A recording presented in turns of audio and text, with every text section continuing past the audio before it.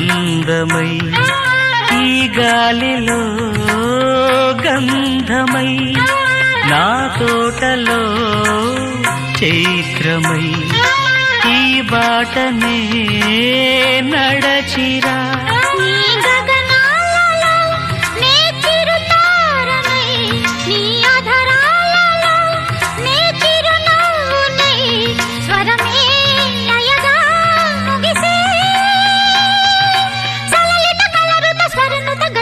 గమకము తెలియకని కీరవాణి చిలకల కలకల పాడలేదు వలపులే తెలుపగా ఇలా రాలిన పువ్వులు వెదజల్లిన తావుల అలికిడి ఎరుగని పిలుపుల అలిగిన మంజుల వాణి కీరవాణి.